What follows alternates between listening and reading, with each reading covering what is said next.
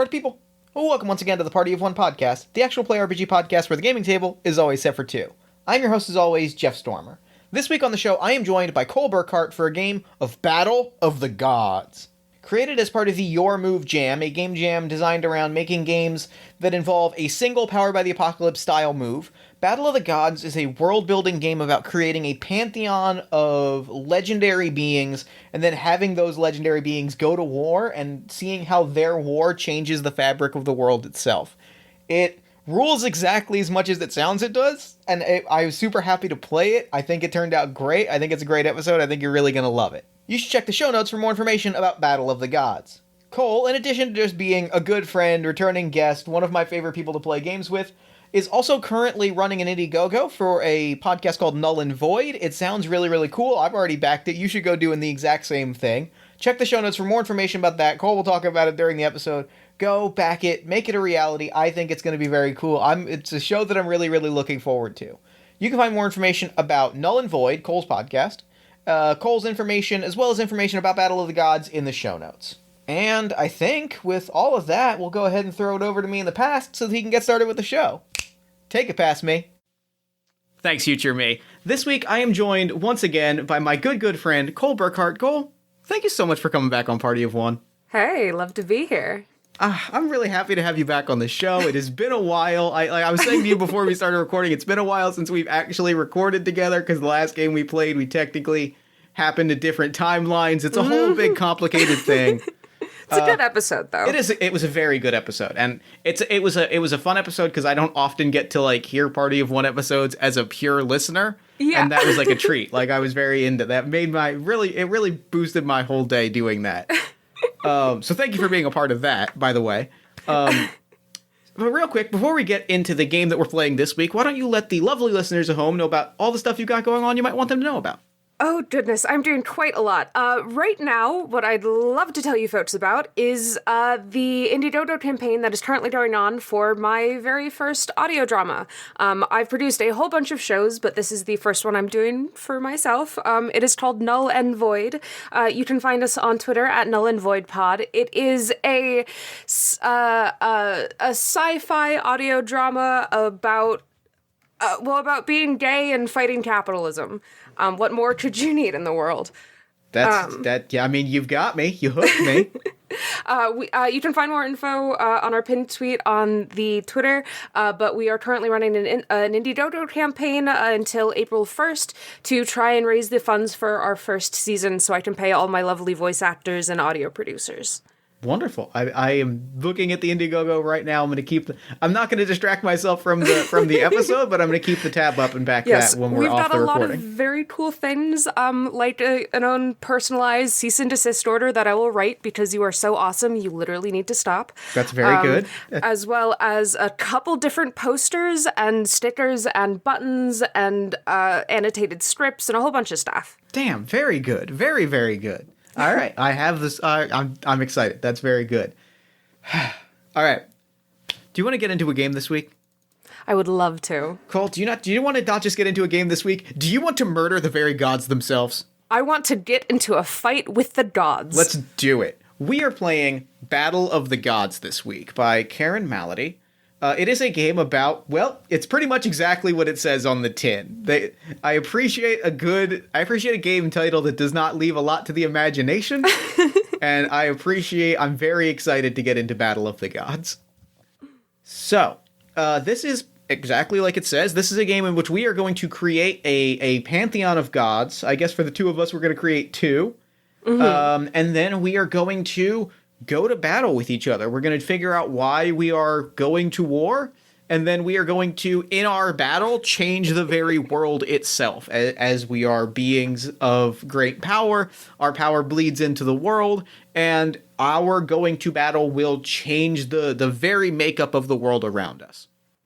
Which is a baller pitch. I'm very excited to fuck shit up. I am too.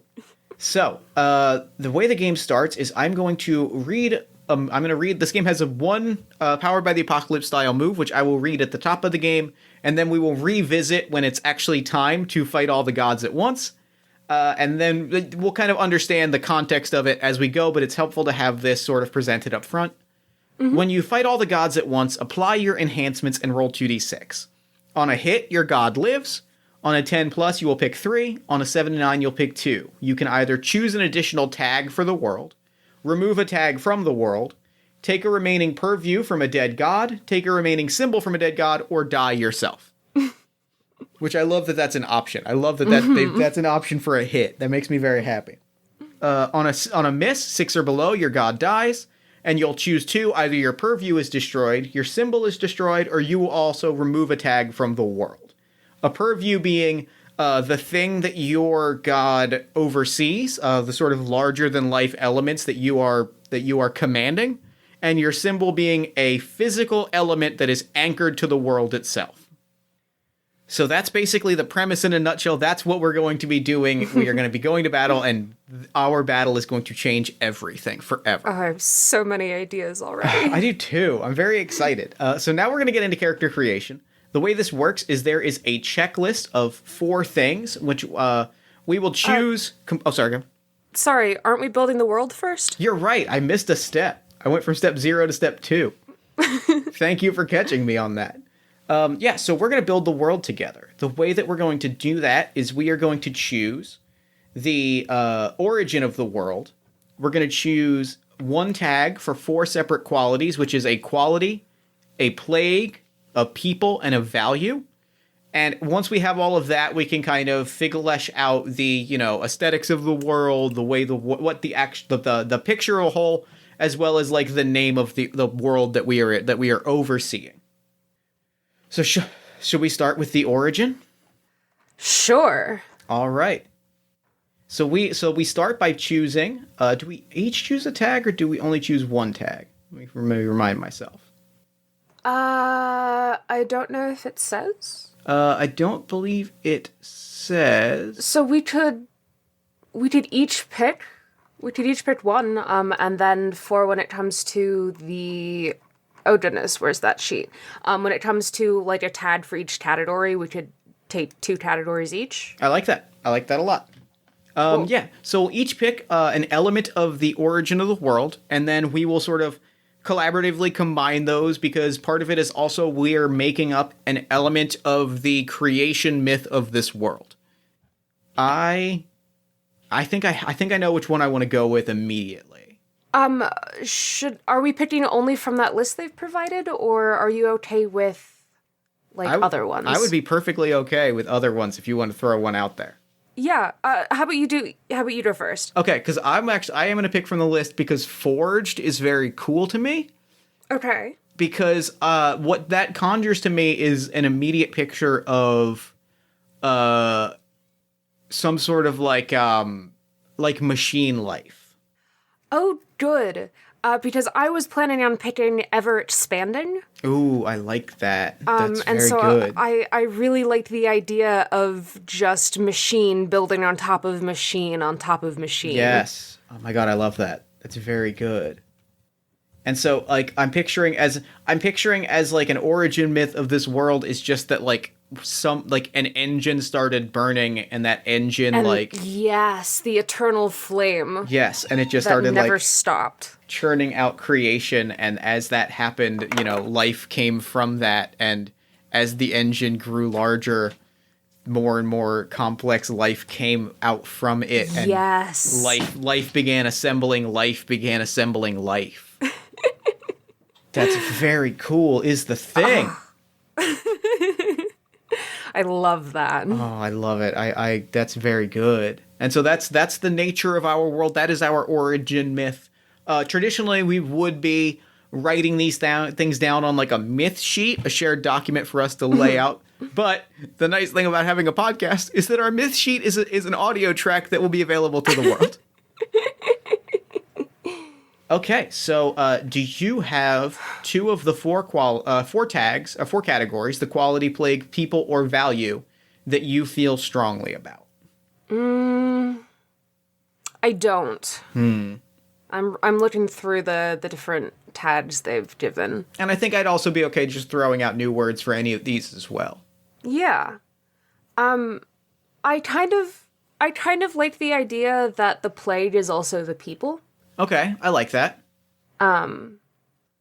it kind of brings to mind the idea of, like, the world also fighting back against its people. Yeah, I like that. Like, trying to rid itself of the plague that is the human race, to hit the nail over the head. I feel like I want to throw a tag out. I kind of like... I think tying into that, like, a tag that's on the list for people is adaptable. And there's this idea of, like... This idea of... We kind of hit this note of, like, ever more complex world coming from, like, the world engine. If it is, you know, these ever more complex life are coming about as a way of surviving because the previous model is... It's almost, the metaphor that I immediately jumped to was like each generation is a bug fix.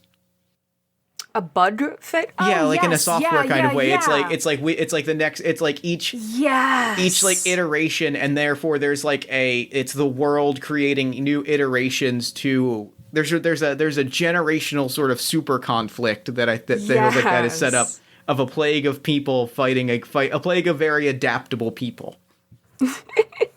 Like a super smart virus that has to update every time a computer has a fix for it. Yeah. Oh, I love that. That's very cool, and this is cool and weird, and I love it. I don't know if you know how much I love cool and weird. Honestly, they're good values to have. They are. There are worse ways to be.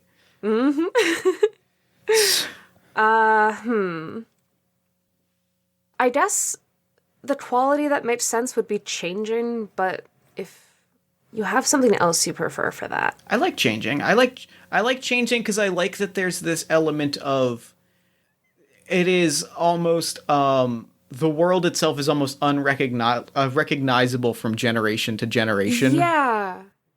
Oh, and so, like, you of course did the like older generation, the like first generation, of like grandpas and grandmas who remember specific like watering holes that aren't there anymore because they've been replaced with machinery, or like poisoned the water, or how the newer generation, the third generation, is like, oh well, we've got like these special like meaningful places to us that have popped out of nowhere and grown with us as we have. And then from an aesthetic standpoint, you get, like, if we're going full on, like, mechanical life, you get that aesthetic of, like, robot generations. Yes. Like Rock'em Sock'em robots. So cool. Alongside Android. That is a very cool aesthetic to me of, like, different robot styles, like... Oh god, sorry, I'm just imagining, like, they're going out and, like, trying to, like, hunt within the world, and they come across a deer, and they're like, oh, that's, like, generation B of these deer that we have. And then all of a sudden, one just, like, pulls a laser out of nowhere, and they're like, oh, new update. Oh, deers have lasers now. Great, run. And this very specific visual of, like, essentially like a Rock'em Sock'em robot where it's all like big joints and like it, you know, chunky walking alongside like a liquid metal Terminator like aesthetic. It's just like that clashing of... I'm thinking like Horizon Zero Dawn. Is that the one I'm thinking of? Like, I love the robot designs in that. I think so. Yes. They've got, they're very cool. Yes. Yeah. I love the robot designs they have in that, and that's very much like what I'm envisioning as well. Yeah, I love I love this. I love an aesthetic of like a ton of like robots that look like they were made by entirely different ethoses, I guess the best way to describe it. And then just all of them, like, trying to survive or either alongside each other or against one another.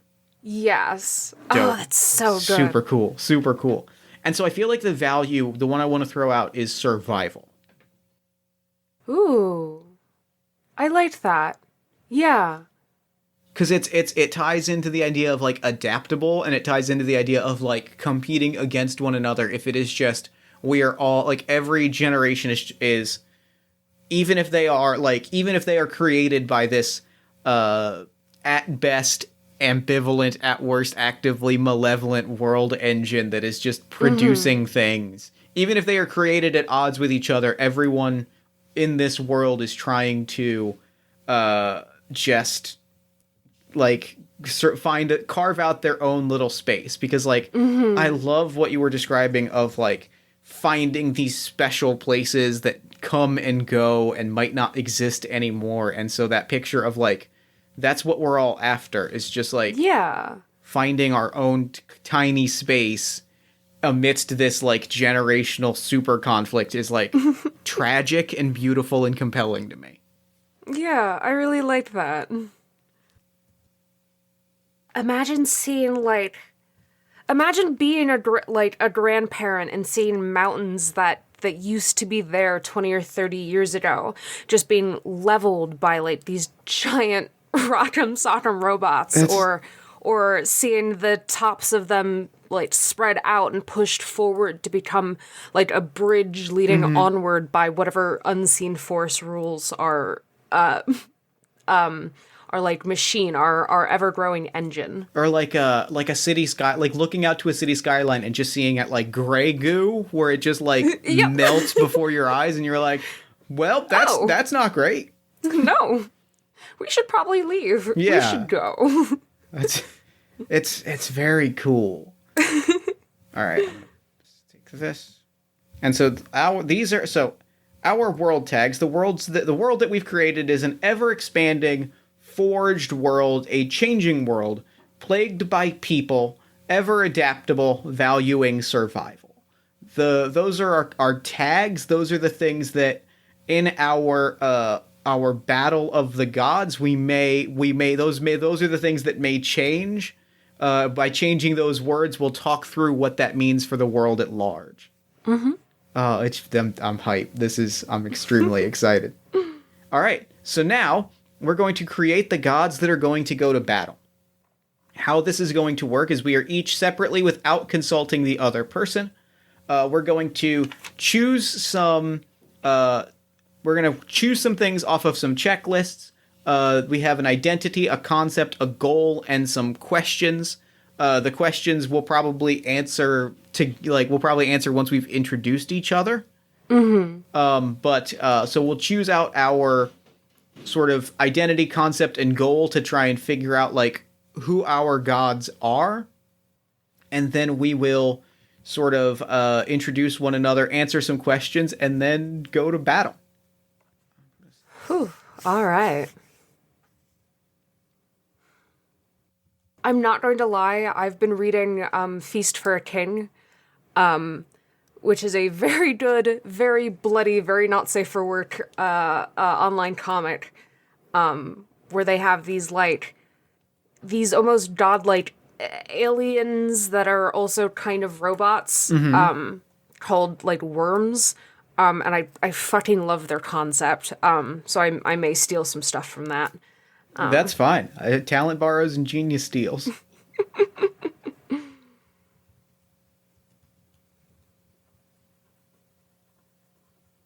All right, I think I have my god created. I might need a little bit more. No worries, no worries. Oh, I'm so bad at names. I just lean peek into my bullshit. That's my secret. My secret is that I've never not been on my bullshit. Can't be back on your bullshit if you never get off of it. Listen, my bullshit involves like names that are also sentences. Same. Which same. Take me a minute. Oh god, I had a list on my old computer of names that I've been meaning to use. Fuck, what is it? Okay. All right. I think I'm ready. All right. So now that we've created our gods in secret, we will introduce our character to the other players. We will talk about our enhancements. They cannot be changed once we've said them out loud. Then we will answer the questions for our characters as a group. These will establish the history that we share, and it is worth noting from a safety standpoint, like, though our gods are gods, we are people, and obviously we want to make sure that we're comfortable with each other at each point. Yeah, I feel like I can tell you when when I'm uncomfortable. That's fine. Yeah, I feel the same. Yeah. All right. So, would you like to go first, or should I? I can go. Go ahead. Okay, so, my god, their name is As Above, So Below, the World Shall Fold into One. You can just call them, As, spelled, I guess, A-S, As. They are, I guess, their purview, is worms and design. Their symbol is like little pools of water that form from indents of footprints in the ground. Love it. I think they've got two forms. They've got their like worm form and design form. The worm form is this monstrous, like, clicking, almost centipede type that just oozes like oil and sludge and dirt from the world. And their design form is, I guess, their more human form. That one is they've got a shifting, almost inhuman presence and very sharp and piercing eyes. They tend to be dressed in simple clothing, maybe a nice, I guess a nice, like, button-up with, like, a nice vest, and some simple pants. Nothing too out of the ordinary. Their weapon is these strange, almost spikes of ooze that shoot from their hands and arms. That's very cool. Very, very cool. Okay, yeah. So I am playing Unbridled Freedom. Ooh. She is... I wrote down Galaxy Brain aesthetic because it was the only way that I could kind of describe in my head how she looks, which is, if you think about a Galaxy Brain meme, like the fourth one in line is what I'm going for. So it's all just like, flashing like chroma effects and like bursting colors. I'm picturing that she is kind of like a cloud of nanobots that takes a human form. Ooh. So okay. so her form is shifting, her clothes are dazzling, her eyes piercing. She is the desire to see what is beyond the world engine. Her purview is love and knowledge, and her symbol is the sky itself, that which has never been explored by our world, that which is outside of everything that we know. Oh, I love her. I love her a lot. All right, and so with that, we've introduced our gods. We each have also chosen, it is worth noting, a goal, which we are keeping secret until it is time to go to battle. We're also going to pick 2 enhancements. These are things that are going to alter our move. These are things that are going to alter how we go to battle with each other. I am going to... Oh, I didn't pick those. Hold on. I didn't either, so I'm reading through them now. All right, I have one of mine. Oh, I have some ones that I could pick that are just fucking... All of these are... They mean so much to the world, and now I'm scared to pick one. I think... All right, I have chosen mine. I feel good about them.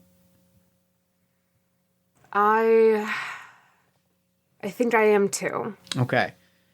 So my 2 enhancements are, I've chosen Rebirth. On a miss, add Live if you have a purview or symbol at the end to the options. I think to a certain extent, Unbridled Freedom is inevitable. I think she is the desire to move on, and I think that will so long as there is love, so long as there is knowledge, there will always be a look to the future. And then I also chose hero worship. On a hit, add remove all plague tags to the on a hit, add remove all plague tags from the world to the option. I think that it is if she survives and if she is successful, then the plague of people, then something, then there is a rebirth, a metamorphosis, a transit, the world transforms and those people find new life, new homes, new lives. I like that. Cool. So I picked Vengeful. If your purview or symbol is taken, or remove a tag from the world. I feel that as is... Oh god, what do I do with this name? As is... Well, they're a very sharp creature. With design, you have to leave things behind if it does not fit into the idea you have. It also means that you can...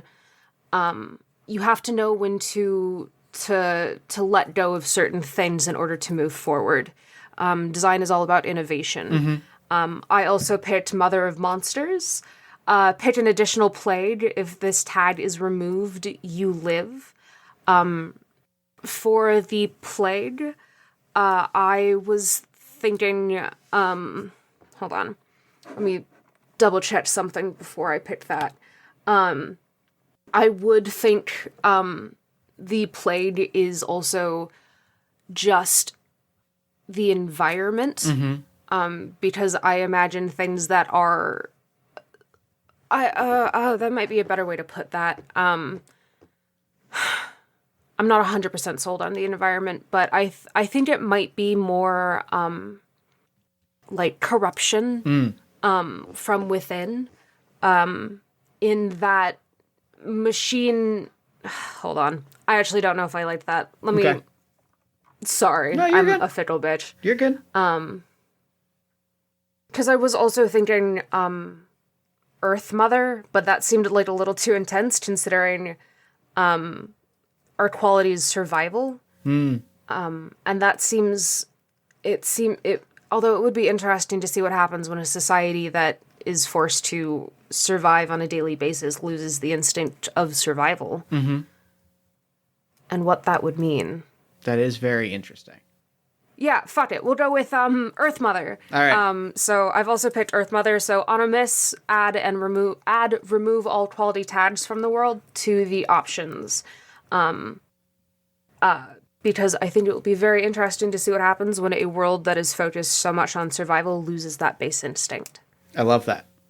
I love that a great deal. All right. So what happens now is we've created our gods, we've created our enhancements, which means now it is time what happens now is we answer some questions. We go through and we share where our gods came from, how our gods are connected to one another, and we create this story, and then we tell why we're fighting and what we are all after here. So, my origin, I am not a creation of the world engine. I was not born from the engine that created everything else. I appeared almost spontaneously. Like, it just energy in the air formulated into me. It was, some say it was loose, just vague clouds of nanobots crossed in a Big Bang situation. Others point to something of like a universal desire pushed me into being, but like, I am not born from that which the rest of existence is born from. I formulated in the sky in a flash of energy and chaos. Ooh, I love that. My origin is I was born from the physical act of you entering into the world and the reaction it had with the actual engine. It pushed it deep into the earth, and the act of your nanobots and the earth being moved created my tiny worm form. I love that. That's extremely good. So what is a prominent... I mean, that kind of is a prominent myth that features the two of us.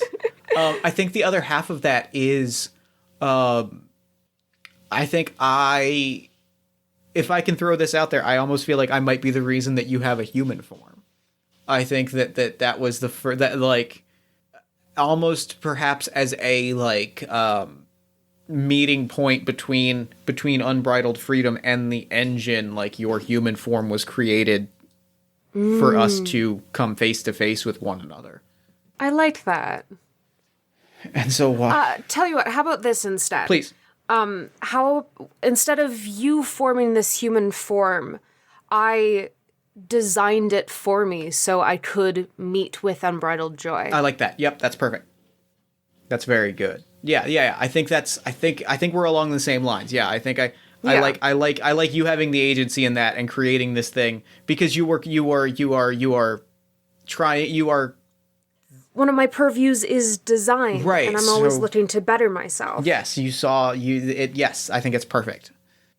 And so, why are we fighting?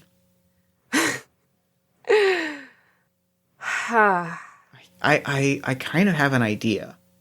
Okay. I kind of might be the heel here. Yeah.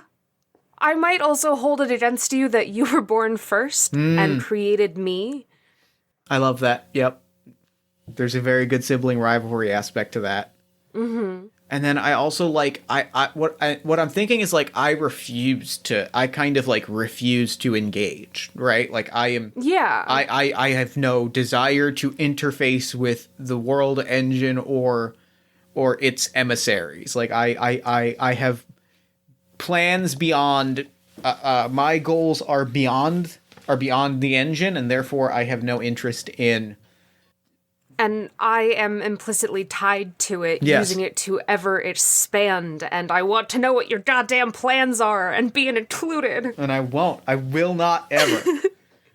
I love it. It's very good. So, what do you want for this world and why? I want to leave the engine behind. I want to help it grow. And those two things could not be more at odds, which means we have to go to battle. Which brings us to the move itself. It brings us to fighting all of the gods at once.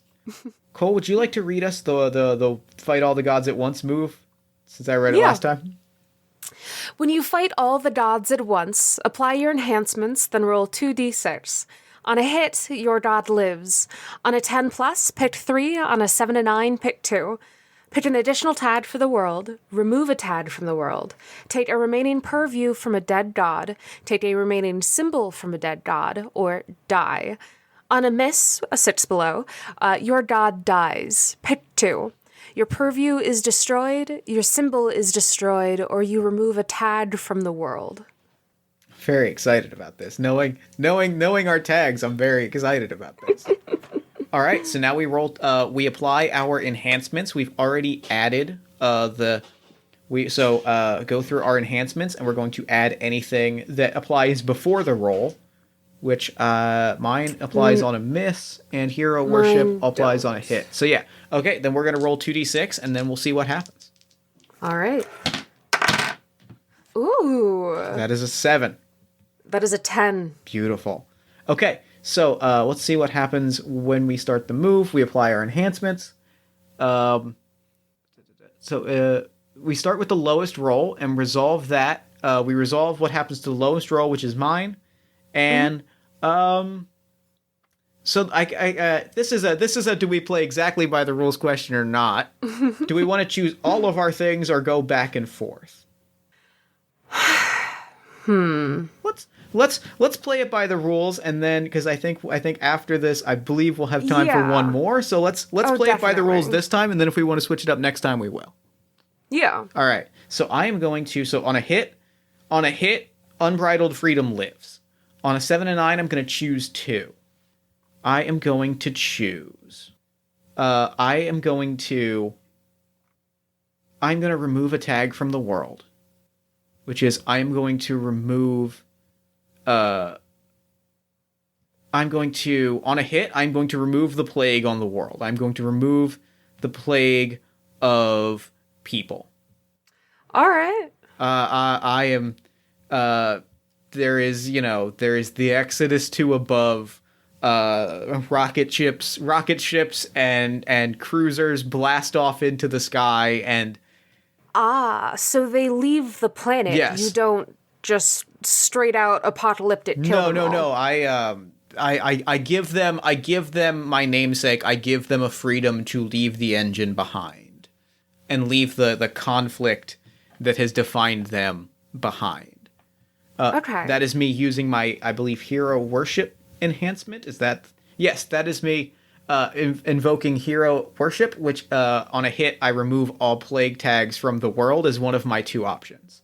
All right. And then for my other option, I am also going to remove. Oh, would that mean that my symbol would eventually be taken because of that?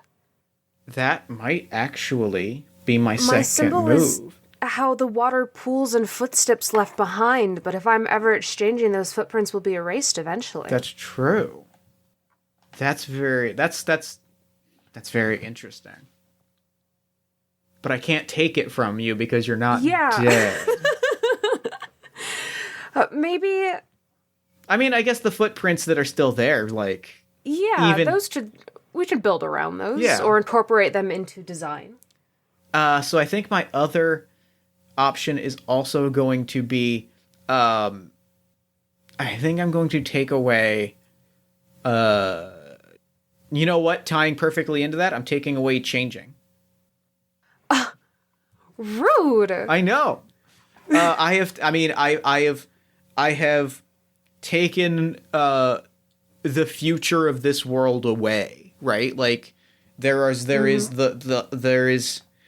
world is no longer tied to the engine, and therefore like its ability to constantly iterate and improve and study is taken from it. You can't build competent designs if you can't examine the changing world around you. Or find some way to make change. Then perhaps design is not the way to make a world. Mm-hmm. Perhaps a world is simply is. Perhaps a world simply exists. Sorry, that was a really good line, and I'm trying to find an in-character argument against it. I love it. You should always be striving to be better than what you are, and that includes how you impact the world around you. If you stall dead in the water, filth grows around you, but if you're ever moving and ever flowing, you can improve and become better versions of yourself.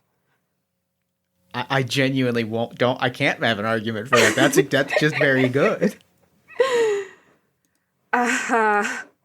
Cool. So, I guess my turn now? Yes, take your you have 3 moves to make. Yep. I'm gonna die. Okay. Because you've stalled. Yep. That checks out. I took your symbol. Your symbol has faded. You've took my symbol and my ability to act on my purview. Yeah. Yep. So now I am just worm, which means I'm going to remove the I guess adaptable. Mm-hmm. I guess is the only one that makes sense because with no more design you can't adapt. But I am going to add a plague, mm-hmm. and that plague is nothing. This is a stalled world of nothing. That's good. Oh, that's very good. coupled with the fact that, like, we've said that our origin is ever expanding, like, an ever expanding world of nothing is a nightmare space. Oh. Wow. Dang. Yup, that's good. Oh. All right. So, we've gone through our our options, and Yeah. so now we take a step back and we look at the world and characters, and we process what the world is like now.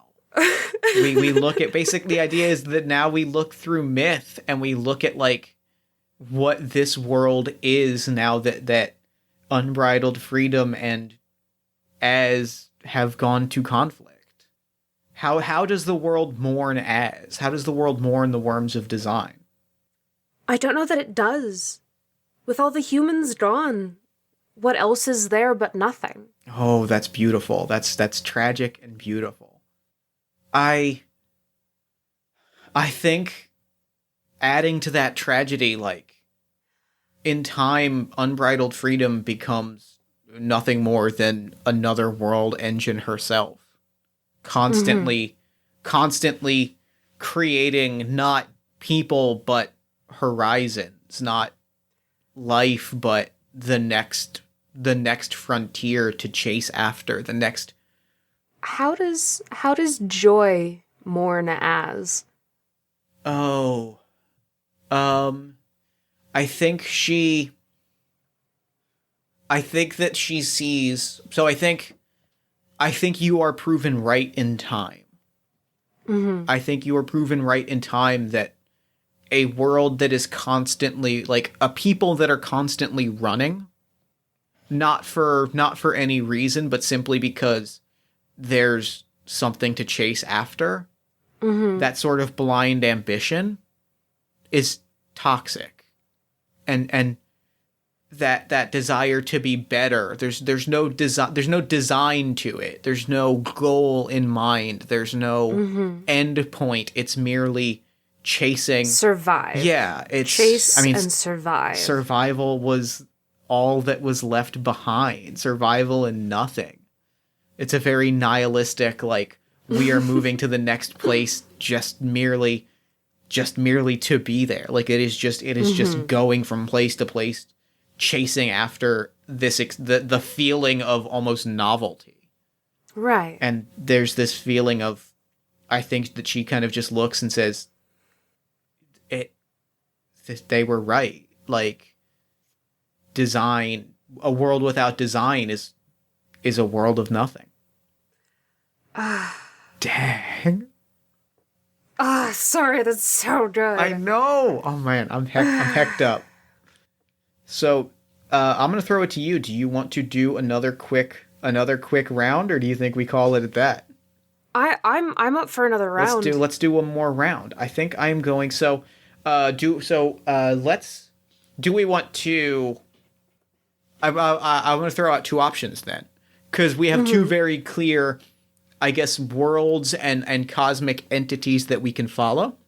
Right. We have the world of the world engine, which is a world plagued by nothing, valuing only survival, or we have the world of unbridled freedom, overseeing life amongst the stars and the cosmos. Which world are you more interested in seeing go to war with the gods? You can't give me those. Oh, you can't give me those options. I think I got it.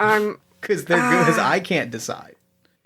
Let's see. I adore space, and which is also sort of an always expanding place, and by its design. But I love seeing things grow from nothing, especially so fucking the radiation. Sorry, I'm gonna get way off on a tangent about in areas of, like, radiation zones where it's killed all, like, living life possible, you start to see plants grow, And just the very act of, like, how fucking, what is it, sunflowers can grow in highly radiated areas to show that that radiation has, dissolved enough that people can start to live in it again. And so I'm very interested in seeing what it takes to start life anew on this planet of nothing. I think you've sold me on that. I think I want to explore. I think I want to explore what the world engine is once Unbridled Freedom has left, and which means I think what it is when it is not. Which means I think I'm going to take Unbridled Freedom off the table. Okay. And make an entirely new god to go to battle with. Okay. Yes, I most certainly am. All right, I have mine. All right. Do you want to go first? Yeah. I am the Vengeful Engine. He is the force of creation that was left behind when all that he created left or died. Powered only blessed with the power to create, festering with a resentment of being made redundant. His purviews are creation and spite. He is, a dirty presence, otherworldly eyes, armored, metallic body and clothes, and his weapon is creation itself after eons of iterating life to destroy the flawed life that came before. It is all that he knows, and that process has colored with the anger that his subjects would choose something other than their purpose that he deigned for them. I like that. That's fucking rad. My god, her name is Arms Raised Towards the Sun to Bask in Its Glory. She is the god of new life being granted on Earth. Her purviews are seedlings and the silence. Her symbol is specks of green that litter a metal landscape. She is beautiful and has soft eyes in very elegant, flowing form. I don't know that she has a visible weapon, but has been known to make the ground shake and quake beneath her. Oh, I didn't pick a symbol. I realized that now. Oh? My symbol is Forge is listed on here, and that just feels right. Mm-hmm. Like, that just feels like, the giant, Earth, city-sized factories from whence all that was alive once wandered out onto the world. Mm-hmm. And now a new type of life is sprouted forth. And I'm not happy. To be just the biggest pain in the ass. Not happy about it. So, I think... Should we add values to our world again? Yes, we should. So we have stuff to destroy? Yeah, we gotta have stuff to destroy. So our plague is nothing, and our value is survival. Yes. So would you like to pick a new quality or a new people? I'll take a quality. All right. Hold on, let me double check. I would say an overgrown world. Not so much overgrown with, plant life or people, but overgrown with that void of nothing, just a metal, barren landscape. I have a quick story for this that I think aesthetically fits exactly with, what we're kind of building towards. Okay. So a few years back, in Philadelphia, the Pope came. And they shut down every street in the city.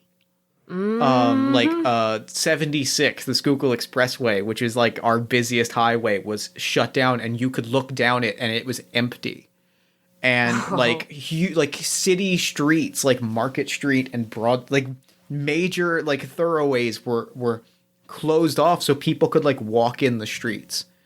And the weirdest... Oh, that sounds surreal. Oh, it's so surreal. Especially because like the memory that I have, the clearest memory that I have of that is the echo.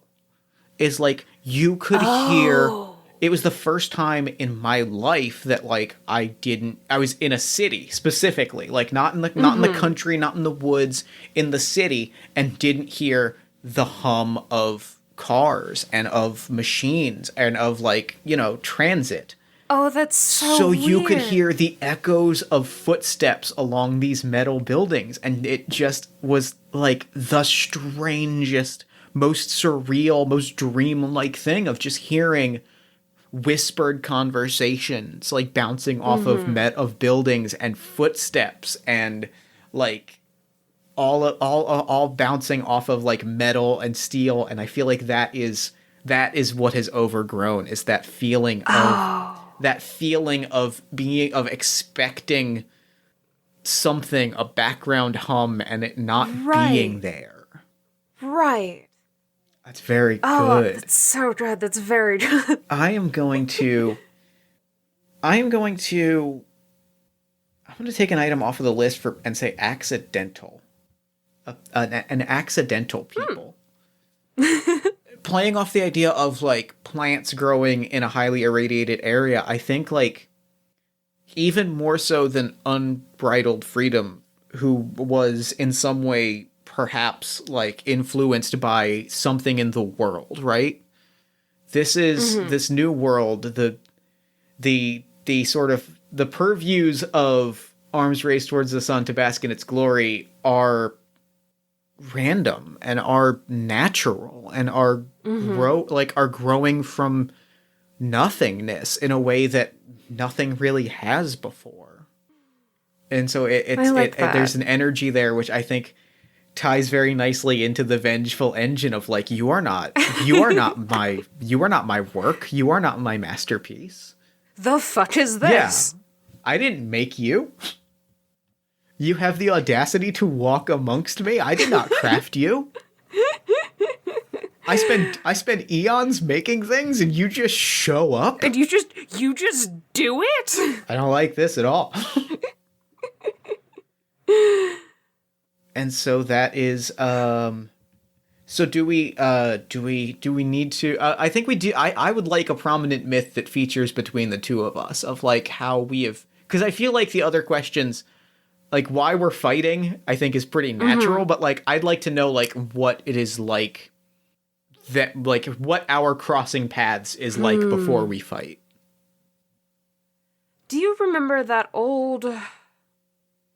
God, fuck. Sorry, this is so specific to, I think, just, like, Virginia culture of, So, back during the times of, like, when we were building the railroad, there was a myth that came about a small town in West Virginia, where a bunch of folks were super good at laying railroad tracks, and then they had a machine come through that was like, oh, this machine can do the work of like 50 humans in the same amount of time. And so the human had a challenge against the machine, and in the end, they challenged each other to see who could do the work in the fastest amount of time. And long story short, the dude has a heart attack and dies halfway through, and the machine plops out before it can finish because of technological whatever, so they both lose. And but I kind of imagine something in the same vein of like we see glory finally like becoming into its being, and the engine being like, hey, the fuck are you? I can grow I can do and you become. better. I can do better than what you can. Yeah. And so they both start on this race to be better. And I feel like that answers both like why we're fighting and what we want from this world, which is like we just both kind of, which is we want to be. Yeah, we both want to be, and we want to be the one to make it, which I think is like very cool. Like that sounds really freaking hard. Okay, and then before we go to battle, I think we just need to name our enhancements. Because so my enhancements are Godhead. I'm going to add +2 to my roll, and Divine Rage, which is whether I live or die, I can take a purview or symbol from a living god as one of my options. I haven't been thinking of enhancements. Give me just a sec. Okay. I've picked Sacrifice. So on a hit, die to prevent a tag being removed from the world as one of my options. And then Sworn Foe. You have to pick one less option. Dang, that's good. Oh, I'm upset. I'm upset that you chose that. Also, I like that the rules state that you cannot change it, because I so want to pick Vengeful, but I stated otherwise, and I gotta stick with it. Which means we come again to, when you fight all the gods at once, apply your enhancements and roll 2d6. On a hit, your god lives. On a miss, they die. On 10+, we will pick 3. On 7 and 9, we will pick 2. So roll your dice. All right. I got an 8. I got a 5. I got a 7. All right. So we both live. Unless we choose Uh-huh. to die. Right. I will go first and choose one option. I am going to. I'm taking one of your purviews or symbols. Okay. Seedlings and the Silence. Oh, I'm taking the Silence. I am taking. If I cannot be the creator of life, I will ensure that there is nothing left but the Silence. If I cannot be the engine of the world, then there will not be a world for which I will be the engine. And all that will be left will be silence. And that is my one option, because I rolled a 7. And I've taken one less because I am your sworn foe. Let's see. So if the sorry, are you taking Seedlings or the Silence? I took Silence. Okay, so there's no Silence left in the world. No, I have taken it as my. From the world. I have taken it as my purview, which is that which I oversee. I have taken it as my my godly domain of I am going to silence the world. Cool, I get that. So I get 2. Yes. So I'm gonna pick an additional tag for the world. Okay. For people, I want. I'm gonna give them back Adaptable. Seedlings find places to grow wherever they can. Dang. In the cracks between sidewalks and in radiation zones and anywhere they can. They're adaptable, and I'm gonna give that to the people. That's very good. Frick. All right, what's your other move? I'm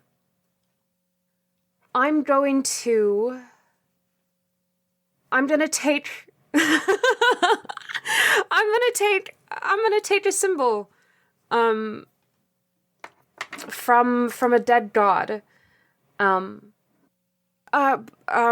on. Did Freedom die, or did you just take her off the list? Just faded. I will consider her dead. She was. She flew off into the sky, never to be seen again. Remind me what purviews you had. For her. I had Love and Knowledge. Cool. I'm gonna take Knowledge. Oh dang. I'm going to become the god of seedlings and knowledge, because what other way to plant an idea? I hate that. I hate it because it's very good. I hate how freaking good that is. Dang it. What I love is that we have both lived. Yeah. I love that we have both lived. I love that. So we now come to the end of our battle, which is that we talk through what the world is like now, and we we look at the tags that have been removed and added, and we kind of just talk through what this world looks like now, what the myths of this world are, how our gods who have gone to battle like interact with each other. We reflect on the changes that have happened. I mean, the world as I see it is like, the only word I can use to describe it is like plant punk, where it's like plants. Yeah, solar punk, I think is It's like it's plants being, it's plants surviving in spite of an overwhelming destructive machine, which is super cool. And finding ways to break through the foundation. And I love the idea that the vengeful engine took on silence as their purview, and Glory was just like, oh well, if I can't beat you that way, I'll just make sure the people can. And it's perfect because it also completely inverts what the vengeful engine wanted, which was to create and to be the creator of life. And by having life say, no, we are at odds with you, like, not only does he not get to become the creator of life, like, he is no longer even like he is at odds with the creations of this world, which is amazing. And since like the world is no longer, I guess it's still ever expanding, but it also, I think the people now have the knowledge to expand with it. And have been finding more and more ways to adapt to the ever-changing lifestyle. So while there is an aspect and a value of survival, it's still more than that. It's living now. It's not just survival. Yeah, and it's knowledge, like knowledge being a purview, like a divine purview, like knowledge coming back as a divine purview. Like it is a survival of not just like the essential needs, but also of understanding. Yes. Which is great. 100%. So good. And I think this game, this rule, like, this game is so good. I'm jazzed. I'm jazzed. And also, like, I do want to play this game. Like, I want to play this game with like a ton of people. Yes. Because I feel like if you get an entire, like, it was very good with the two of us. We should just have a fight club. Yeah, I want Fight Club, and I want to, like, watch the world, like, I can see how with, like, an entire group, the world just becomes completely unrecognizable. Yes. And or just is torn to shreds. Both of which are very good. This is very good. Cole, thank you for coming and playing with me. This was fantastic. Thank you for having me. I'm jazzed. This was great. So, real quick, before we wrap up, where can people find you and your work online? You can find me on Twitter at King Coal Miner, Coal spelled Cole. You can also find my work and more of the work that I'm doing on coleburkhardt.card.co, which is card with 2 R's. Perfect. Well, thank you for coming on the show. This was a delight. And for now, I'm going to throw it over to me in the future so that he can wrap up with the show. Take it, future me. Thanks, past me. And thanks again to Cole for coming on the show. That game was amazing. That game was so cool. I loved so much of it. I'm just... Be sure to follow Cole on Twitter at King Coal Miner. Be sure to check out the Indiegogo for Null and Void. And be sure to pick up Battle of the Gods, all of which you can find in the show notes. And then, after following Cole on Twitter, at King Coal Miner, head on over to Party of One Pod, follow us, then check out the show on Facebook at facebook.com/partyofonepodcast. Check out our Discord community at bit.ly/partyofonediscord. Check out our merch store at bit.ly/partyofonemerch.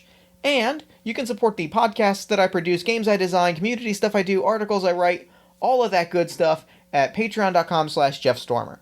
One more way that you can support the show is by supporting the other podcasts that I produce on the One Shot Podcast Network, All My Fantasy Children. All My Fantasy Children is a character creation, storytelling, and world-building podcast powered by you. Every week, my best friend and I take a listener-submitted prompt, we spin it into an original fantasy character, and we populate a shared universe one story at a time. New episodes drop every Friday-ish at oneshotpodcast.com.